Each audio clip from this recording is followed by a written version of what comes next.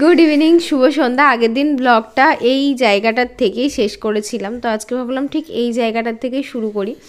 এইবার তোমাদেরকে একটা কথা বলি, এই যে ঘুঁটোগুলোকে গ্যাসে ধরাচ্ছি, মাঝে মধ্যে আমার না ভয় লাগে, মনে হয় যেন গ্যাসের মধ্যে কোনো সমস্যা হবে না তো, মানে লিক টিক। তো তারপরে দেখলাম যে এরকম করে না ধরালে, আগে দেখবে রেশনে কেরোসিন তেল দিত, কেরোসিন তেলের একটা ব্যাপার ছিল, কিন্তু এখন তো আর সেটা দেয় না। আর আমরা তো এখানে রেশন কোথায় বা পাবো, তো সেই জন্য একটুখানি ঘুঁটো ধরানো অসুবিধা। শীতকালে কিন্তু অবশ্যই এই শ্যাকাটা বাচ্চাদেরকে ভীষণই দরকার, মানে ভীষণভাবে দরকার।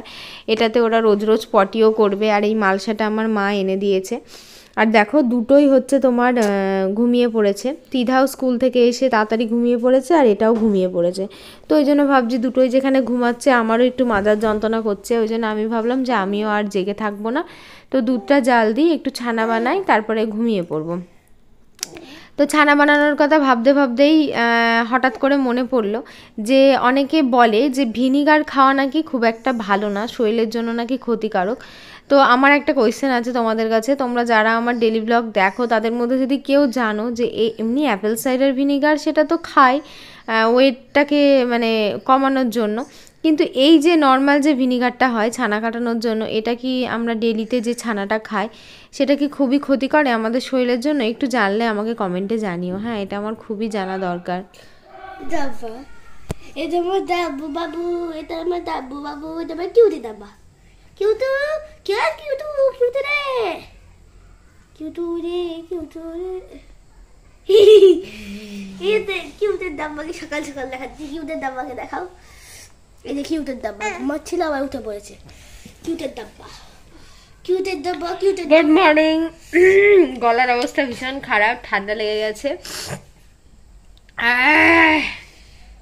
ইলাইচিদের চাপ করে খাওয়াতে হবে। বিছানা থেকে ব্লগটাকে শুরু করছি। কি আর বলবো, জানলা দিয়ে হালকা হালকা রোদ আসছে, বেশ ভালোই লাগছে। আর কি বলবো, তো চলো খানা পিনা করি, কাজ করব। বলছে গুড মর্নিং সবাইকে। আর আজকে সানডে বলে কিন্তু তিধার আজকে স্কুল। Sunday just Sunday. আমার ইচ্ছে আমার স্পোকিং আছে, আর আমার ডান্সও আছে। তাই তো স্পোকেন ক্লাসে কখন যাবি? 10:30টায় স্পোকেন, 10:30টায় স্পোকেন ক্লাস, 11টায় ডান্স ক্লাস, ওটা হিপ হপ ডান্স। আমার ডান্স ক্লাস আছে আর স্পোকেন আছে। জাস্ট স্পোকেনে যা আত্মসই।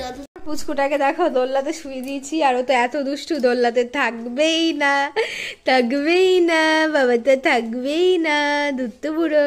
আর আমার ঘরের অবস্থা তো একবার দেখো কি অবস্থা হয়েছে। এগুলোকে পুরো পরিষ্কার করতে এখন 1 ঘন্টা টাইম লাগবে। তো চলো, সত্যি কথা বলতে আমি একদিক থেকে গোছাই, একদিক থেকে নোংরা হয়, সমস্ত কিছু গোছালাম। আর এইখানে দেখতে পাচ্ছ তেলটা রোদে দিয়েছি, বালিশটা রোদে দিয়েছি, যেহেতু সকালবেলায় খুব সুন্দর একটা রোদ আসে। আর এখনও কুড়াবেলা আসেনি, প্যাম্পাসগুলো ভাবছি ওনাকে দিয়ে দেবো, তো ওই জন্য একটা কোনায় আর কি রেখে দেবো ভাবলাম, সেখানে রেখে দিয়ে আসলাম। আর পুচকুকে নিয়ে ত্রিধা এখন খেলা করছে। ত্রিধা যেহেতু আজকে সানডে, মানে রবিবারের দিনকে যেহেতু বাড়িতে থাকে, তো খুব একটা বেশি সমস্যা হয় না, পুচকুকে ওর নেয়। কিন্তু কাজের মাসি আজকে এতটা লেট করে আসছে না, আমার পুরো বিরক্ত লেগে যাচ্ছে। আমি দেখো জামা কাপড়গুলো কেচে দিয়েছি, এখন এগুলো মেলে দেবো, মানে বিশাল হুটোপাটা। তো গাইস আজকে দুপুরের মেনু হচ্ছে, তোমরা নিজে দেখে দাও, ঠিক আছে? আজকে দুপুরের মেনু খুব টেস্টি রেসিপি। তো এই দিকে আছে আচ্ছা মাগুর, কি গরম রে বাবা।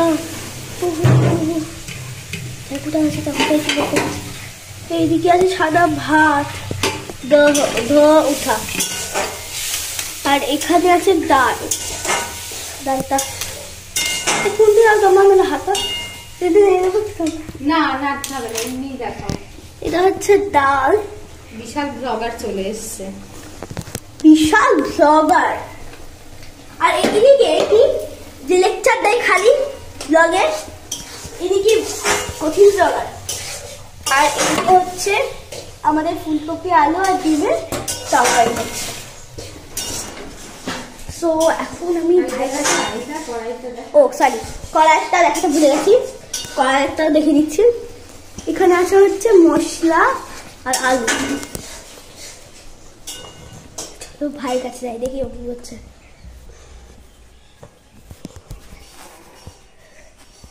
আপন মনে নিজের মতো আওয়াও করছে, মানে আপন মনে নিজের মতো আওয়াও করলে কেমন লাগে বলতো? আপন মনে আওয়াজ করছে। তোকে যা করছে ওকে করতে দাও, আর মাথায় আমি গামছা ধরে গেছি কারণ আমার ইয়ে হচ্ছে না। বাই। ফুলকপি দিয়ে ডিমের রেসিপি কেউ কোনোদিন খেয়েছো কিনা জানি না, কিন্তু বিশ্বাস করো ভীষণ ভালো লাগছিল। ডাল করেছিলাম আর এইটা একটু ঝালঝাল করে করেছিলাম, তো আমরা যেহেতু একটু ঝাল খেতে ভালোবাসি, তো আগে তো গ্যাস হয়ে যেত ফুলকপি খেলে, কিন্তু এখন আর সেই সমস্যাটা নেই, তার জন্য একটুখানি ফুলকপিটা খাওয়া ধরেছি।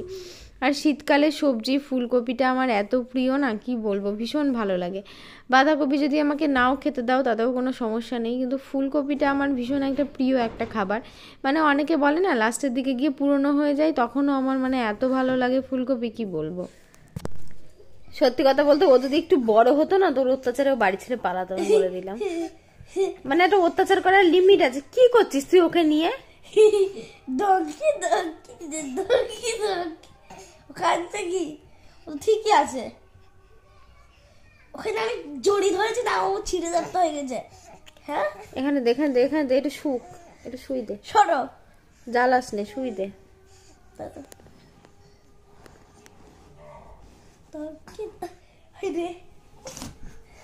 কি হলো এটা?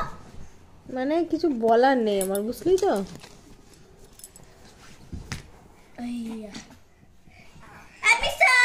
এবার যদি না থাকে তুই কোলে করে নিয়ে নিয়ে ঘুরে ঘুরে বেড়াবি। শুয়ে আছে, তোমার শান্তি হচ্ছে না, খালি চাকিয়ে চাকিয়ে উপর দিকে তুলে দিয়া। তো সন্ধ্যাবেলায় দেখবা শীতকালের দিন কিছু না কিছু পিঠে পুলি টাইপের খেতে ইচ্ছা করে, আর পিঠে পুলিটা আমার মনে হয় যেন মা শাশুড়ি এরা যদি বানিয়ে দেয় তাহলে তো পুরো অমৃত হয়ে যায়। কিন্তু এখন তো আমার হাতের কাছে কেউ নেই, আর কারোর খাবার মানে খাওয়ার ভাগ্যও আমি করিনি, তো সেই জন্য ভাবলাম নিজেকেই বানিয়ে খেতে হবে। একটুখানি আদোসা বানাই, তো সুজিটাকে আমি ভিজিয়ে রেখেছিলাম দুধ দিয়ে আর চিনি দিয়ে, তারপরে তার মধ্যে একটু আটা দিয়ে বানিয়েছি। আর এখানে আমার মেয়ে বলছে মা আজকে একটু দুধ পিঠে করো, তো এই আদোসাটাকেই আবার দুধের মধ্যে একটু ভিজিয়ে ভালো করে ফুটিয়ে চিনি দিয়ে রেখে দেবো। এটা আবার সকালে একটু দুধ পুলির মতো ব্যাপারটা হয়ে যাবে। আর আমাদের যেহেতু এবছর মানে কাল ওষুধটা কেটে গেল, এবার কিন্তু আগের বছর আমরা পিঠে পুলি কিছুই বানিয়ে খেতে পারিনি, কারণ কাল ওষুধে পিঠে পুলি খেতে হয় না। এবছর তো খেতে পারবো, তাই একটু আনন্দ লাগছে যে হ্যাঁ এবছর একটু ভাজা পুলি একটু দুধ পুলি, কিন্তু ছেলেপিলে নিয়ে কখন যে করে খাবো এটাই হচ্ছে একটা বড় সমস্যা। তো যাই হোক, আদোসাটা বানিয়ে খাওয়া যায়। আদোসাটা পিঠে পুলির মধ্যে পড়ে না, ওটা কাল ওষুধেও খাওয়া যায়, কিন্তু এমনি পিঠে পুলিটা খাওয়া যাবে না কাল ওষুধ ছাড়া। কয়েকদিন যাবৎ আমার মানে ফোনে আর কি কয়েকটা কমেন্ট আছে, সত্যি কথা বলতে সময়ের অভাবে একদমই রিপ্লাই করা হয় না আর বলাও হয় না। রিসেন্ট একটা কমেন্টে আমি দেখলাম একজন লিখেছে যে দিদি তুমি বায়োটিকের প্রোডাক্ট ইউজ করো, বায়োটিকের প্রোডাক্টটা কেমন একটু রিভিউ দিও। তো এই বায়োটিকের এখন বর্তমানে 4টে প্রোডাক্ট ইউজ করছি। এটা হচ্ছে বায়োটিকের একটা মর্নিং নেকটার ময়েশ্চারাইজার। হ্যাঁ, ভীষণ ভালো ময়েশ্চারাইজারটা, মানে প্রাইসের হিসাবে যদি আমি বলি আমার তো ভীষণই ভালো লাগে। এখন আমি মাখবো, আমি রুটিনে মাখি, আমার স্কিনে অনেক গ্লো, তোমরা দেখো। আর এই যে তোমার কিউকাম্বার টোনারটা ইউজ করি, অনেক রকম টোনার আছে, কিউকাম্বার, হানি, তারপর হচ্ছে আরো অনেক রকম টোনার আছে। আমি কিউকাম্বার টোনারটা ইউজ করি। এখন তো সত্যি কথা বলতে কিছু করাই হয় না, এটা ফালতু কথা একদম। আর এইটা অনেকদিন ধরে ইউজ করছি, স্ক্রাবার, ট্যানের সমস্যা থাকলে একদম ট্যানটাকে রিমুভ করে দেবে, খুব ভালো। এটা হচ্ছে বায়োটিকের পাপায়া ট্যান রিমুভাল। হ্যাঁ, এটা হচ্ছে স্ক্রাব, একটা পুরো তোমার ট্যানটাকে পুরো তুলে দেবে। হ্যাঁ, আর রিসেন্ট বায়োটিকের ওই ফ্রুটসের ফেস ওয়াশটা ব্যবহার করছি। তো তার মধ্যে বায়োটিকের ফেস ওয়াশটা আমার সত্যি কথা বলতে অতটাও ভালো লাগেনি, তবে প্রাইস আনজাতে ঠিকঠাকই আছে মোটামুটি। কিন্তু এই স্ক্রাবারটা আর ময়েশ্চারাইজারটা তো ভীষণ ভীষণ ভীষণ ভালো। আচ্ছা, আর একটা দিদিভাই কমেন্ট করেছে যে আমি আমার বাবুকে কি মানে প্রোডাক্ট ব্যবহার করি। তো প্রথমেই বলি, এই হিমালয়ার জেন্টেল বেবি শ্যাম্পু, এটা মানে এখনো পর্যন্ত হয়ে থেকে তো 2বার শ্যাম্পু করেছে মাথাতে, আর আমি একটা এত বড় শ্যাম্পু কিনে নিয়েছি, কারণ আমার যে এই যে এইখানে একটা ছোট খুকি আছে, মানে ওই ছেলেটার থেকেও ছোট, উনিও তো ধরো এখন ভাইয়ের জিনিস দেখে ভাইয়ের জিনিস, এটা হচ্ছে কেমিক্যাল ফ্রি, এটাতে বেশি ফেনা হয় না। আর এই যে হিমালয়ার সোপগুলো দেখছো, এটা হচ্ছে কি সোপ? এটা Himalaya olive oil, almond oil. এই যে এই সাবানটা, এটার মধ্যে 4 পিস আছে। এই সাবানটা হচ্ছে আমার ছেলের জন্য ইউজ করি। আর ওকে মানে এই হিমালয়ের প্রোডাক্টগুলো ডাক্তারই ইউজ করতে বলেছে, NMF এর একটা বডি লোশন। এটা বেশ বিশাল দামি, বাবা এত দামি বলার মতো না। এই লোশনটা আমার ছেলে ইউজ করে। আর বডি মাসাজ অয়েল হচ্ছে এই যে হিমালয়ার এই বডি মাসাজ অয়েলটা ইউজ করে। এটা হচ্ছে কি অলিভ অয়েল, এটা কিন্তু অলিভ অয়েল, কোকোনাট অয়েল হয়। এটা হচ্ছে মাসাজ দেয়। আর আমার ভাইকে যদি হচ্ছে এই মিমি টিস্যু পেপারটা ইউজ করি। মিমি টিস্যু পেপারটাও বেশ ভালো, এটা ব্যবহার করি। তাহলে ছেলের সাবান, shampoo, body oil, body lotion, আমার ভাইয়ের হচ্ছে আর প্যাম্পাস ইউজ করি। আর কিছু আমার ভাইয়ের মাসে মাসে এক কোটিটা করে প্যাম্পাস লাগে। তার মানে প্যাম্পাস কিনতে কিনতে আমি ভিখারি হয়ে যাবো, জাস্ট লাইক সে। সত্যি তিতাকে কিন্তু আমি এত প্যাম্পাস পরাইনি। ও 5 মাস পর্যন্ত আমার মায়ের কাছে ছিল। আমার মা রাত্রির বেলায় সন্ধ্যের থেকে একটা প্যাম্পাস পরাতো, রাত্রি 12টার সময় করে দিত, 12টা থেকে একটা 6টা পর্যন্ত থাকতো, মানে 1টা থেকে 6টা পর্যন্ত, এরকম 4-5 ঘন্টার মতো থাকতো। আর এর বেলাতে এত প্যাম্পাস কিনতে কিনতে সত্যি কথা অলরেডি হাগিসে 90টা শেষ হয়ে গেছে, এইটা এখন চলছে 90টা। তার মানে 90 নম্বরে তোমরা হিসাব করো, তার মানে 90 নম্বরে হলো 180টা 2 মাসে ফুরিয়ে গেল।